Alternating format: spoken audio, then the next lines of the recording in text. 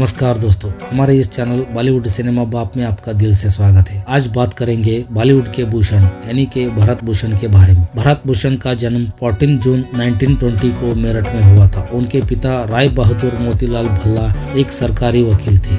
जब वो 2 साल के थे तभी उनकी मां का स्वर्गवास हो गया। भरत भूषण की पत्नी का नाम रत्ना भूषण था और उनके 2 बेटियां थी जिनका नाम अनुराधा भूषण और अपराजिता भूषण था, और उनका एक बड़े भाई था जिनका नाम रमेश चंद्र था। मां की मौत के बाद पिता ने उन्हें और उनके भाई को अलीगढ़ में दादा दादी के पास भेज दिया।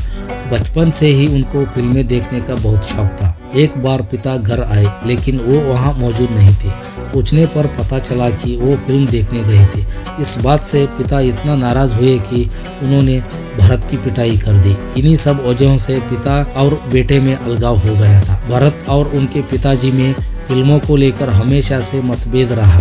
पिता चाहते थे कि वो भी उन्हीं की तरह एक वकील बने, वही भरत का सपना एक्टर बनने का था और वो अपनी बात पर अड़े रहे। भरत भूषण एक प्रशिक्षित शास्त्रीय गायक थे और अभिनेता बनने से पहले शास्त्रीय संगीत शैली में गाते थे। अपने पिता के लाख मना करने के बाद भी भरत भूषण ने अलीगढ़ से ग्रेजुएशन किया और उसके बाद मुंबई चले आए। वो फिल्मों में काम करने के लिए पहले कोलकाता गए और फिर मुंबई। कोलकाता इसलिए गए थे क्योंकि पहले वही अधिकतर फिल्म बनती थी। मुंबई आते ही उनका स्ट्रगल शुरू हो गया। भरत भूषण जब मुंबई आए तो उनके पास मशहूर डायरेक्टर महबूब खान के लिए एक सिफारिशी खत था। महबूब खान उन दिनों अली बाबा चालीस चोर के शूटिंग में बिजी थे। भरत भूषण ने उन्हें वह चिट्ठी दिखाई लेकिन तब तक उनके लिए कोई रोल नहीं बचा था। वो बेहद निराश हो गए, लेकिन उन्हें जैसे तैसे करके एक रोल ऑफर हुआ। डायरेक्टर केदार शर्मा चित्रलेखा फिल्म बना रहे थे। चित्रलेखा 1941 की भारतीय हिंदी भाषा की फिल्म थी जो केदार शर्मा द्वारा निर्देशित और भगवती चरण वर्मा के इसी नाम के 1934 के हिंदी उपन्यास पर आधारित थी। का संगीत प्रसिद्ध शास्त्रीय संगीतकार उस्ताद झंडे खान का था, जिन्होंने सुन सुन नील कमल मुस्काए, सैया सावरे, भैया भावरे और तुम जाओ बड़े भगवान बने, इंसान बनो जैसे गीतों को लोकप्रिय होने दिए। उसके बाद डायरेक्टर रामेश्वर शर्मा भक्त कबीर फिल्म बना रहे थे। उसके बाद रामेश्वर ने उन्हें फिल्म में काशी नरेश का रोल और 60 रुपए महीने की नौकरी दे दी। 1942 में रिलीज हुई फिल्म भक्त कबीर फिल्म के बाद तो जैसे भरत का किस्मत ही खुल गई। इसके बाद उन्होंने साल 1943 में भाईचारा, 1945 में सावन, 48 में सुहाग रात, 49 में रंगीला राजस्थान और उधार, 1950 में आंखें, भाई बहन, जन्माष्टमी, किसी की याद और राम दर्शन जैसी फिल्मों में काम किया। 1951 में हमारी शान में भरत भूषण ने बेहतरीन अभिनय किया। उसके बाद साल 1952 में आई फिल्म गूंज उठी शहनाई और हिमालय की गोद में के निर्देशक विजय भट्ट की बैजू बावरा। यह फिल्म भरत भूषण के लिए रातों रात एक अनोखी पहचान दिलाई। फिल्म का संगीत बड़ा हिट रहा और फिल्म भी अद्भुत सफल रही, जिसमें भरत भूषण के साथ मीना कुमारी का मन भावन अभिनय था। फिल्म का संगीत नौशाद का था। और उसी साल बिमल राय की आनंद मठ आई, जिसमें भरत भूषण के साथ पृथ्वीराज कपूर, प्रदीप कुमार और गीता बाली मुख्य भूमिका में नजर आए थे। आनंद मठ एक बंगाली भाषा का एक उपन्यास है जिसकी रचना बंकिम चंद्र चटर्जी ने सन 1882 में की थी। इस कृति का भारतीय स्वतंत्रता संग्राम और स्वतंत्रता के क्रांतिकारियों पर बहुत गहरा असर पड़ा। फिल्म के लिए संगीत और बैकग्राउंड स्कोर हेमंत कुमार द्वारा तैयार किया गया था, जो हिंदी सिनेमा में उनका पहला फिल्म स्कोर भी था। उल्लेखनीय गीतों में वंदे मातरम शामिल है, जो बंकिम चंद्र चटर्जी द्वारा लिखित गीत पर आधारित है। इस गीत ने पूरे भारतीय स्वतंत्रता आंदोलन में एक महत्वपूर्ण भूमिका निभाई और 1947 में स्वतंत्रता के समय इसे राष्ट्रीय गीत घोषित कर दिया। वंदे मातरम के लिए हेमंत कुमार की धुन को अभी भी इस लोकप्रिय और व्यापक रूप से व्याख्या किए गए गीत का एक महत्वपूर्ण संस्करण माना जाता है। आजादी के बाद से उस समय हिंदी सिनेमा की सबसे प्रतिष्ठित पार्श्व गायिकाओं में से एक गीता दत्त ने इस फिल्म में करुणा से भरे गीत प्रस्तुत किए। इस फिल्म के बाद हेमंत कुमार और गीता दत्त ने कई वर्षों तक एक उपयोगी संगीत सहयोग शुरू किया था, जब राज कपूर, दिलीप कुमार और देवानंद जैसे दिग्गज कलाकार इंडस्ट्री में अपनी छाप छोड़ चुके थे, मगर किस्मत भारत पर मेहरबान थी। उसके बाद साल 1953 में पहली शादी, दाना पानी, फरमाइश, लड़की और शुक रंबा जैसी फिल्मों में काम किया और 1954 में 8 फिल्मों में काम किया, जिसमें शबाब, मीनार,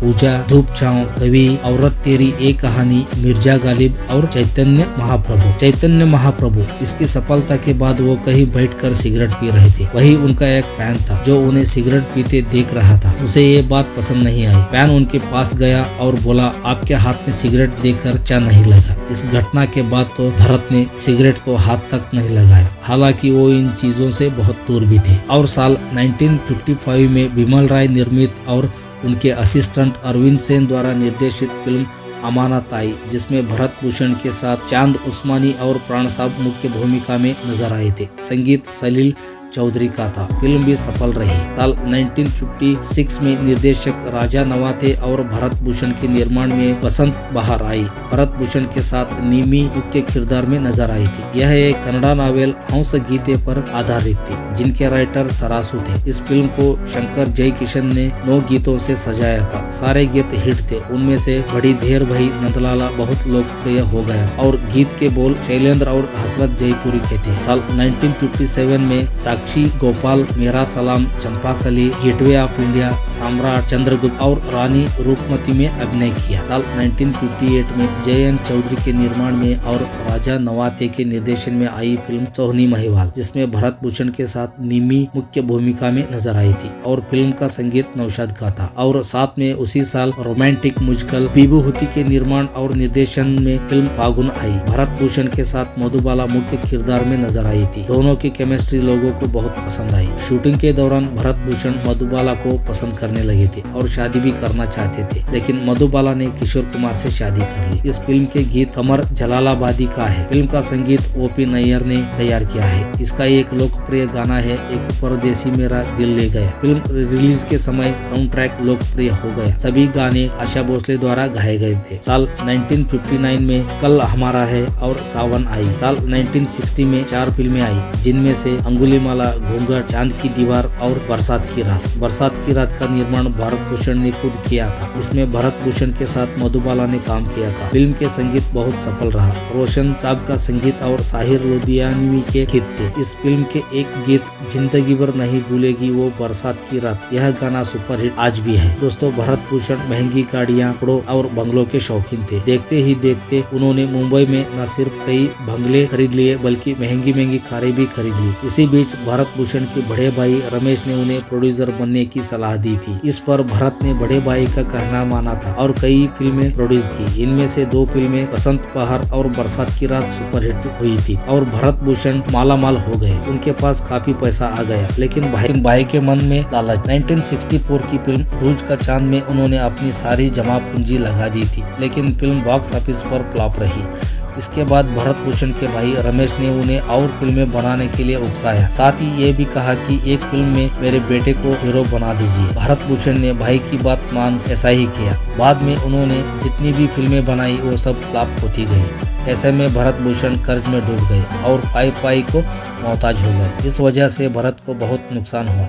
उन्हें सारे बंगले और गाड़ियां बेचनी पड़ी। हालांकि इतनी खराब स्थिति के बाद भी उन्होंने किसी के सामने हाथ नहीं फैलाए। शायद वो किस्मत की बात थी कि प्रोडक्शन में बनी 2 फिल्म हिट रही, बाकी फ्लॉप। इसके लिए किसी इंसान को दोष देना गलत होगा। स्थिति खराब हो जाने के बाद भरत और उनके भाई के बीच कोई मतभेद भी नहीं हुआ। वो अपने भाई से बहुत प्यार करते थे। भरत भूषण कहते थे, मुझे उस वक्त सबसे ज्यादा तकलीफ हुई जब एक प्रोड्यूसर ने मुझसे कहा कि मेरी फिल्म में एक छोटा सा रोल है जूनियर आर्टिस्ट का, अगर तुम करना चाहते हो तो कर लो। मजबूरी में मैंने वो रोल भी सिर्फ एक वक्त की रोटी के लिए किया। भरत भूषण आखिरी दिनों में बहुत ज्यादा बीमार हो गए थे, लेकिन अफसोस कि ना तो कोई इलाज करने वाला था और ना कोई उनकी अर्थी उठाने वाला था। फिल्म इंडस्ट्री में एक बार फिर ये साबित हो गया कि यहाँ सिर्फ उगते सूरज को सलाम किया जाता है। भरत भूषण ने अपने आखिरी वक्त में कहा था, मौत तो सबको आती है लेकिन जीना सबको नहीं आता, और मुझे तो बिल्कुल नहीं आया। भरत भूषण एक दयालु और उदार व्यक्ति थे, जिन्होंने सामाजिक कारणों में सक्रिय रूप से भाग लिया और कई लोगों की जरूरत में मदद की। 10 अक्टूबर 1992 को 72 साल की उम्र में तंगहाली से जूझते जूझते भरत भूषण दुनिया छोड़कर चले गए। भरत भूषण 100 से भी अधिक फिल्मों में काम किया है। दोस्तों, आज का एपिसोड समाप्त होता है। मिलते हैं अगले एक स्टार से। आप हमारे इस चैनल को सब्सक्राइब करो, वीडियो को लाइक करो, बेल आइकन प्रेस करो ताकि हर वीडियो की जानकारी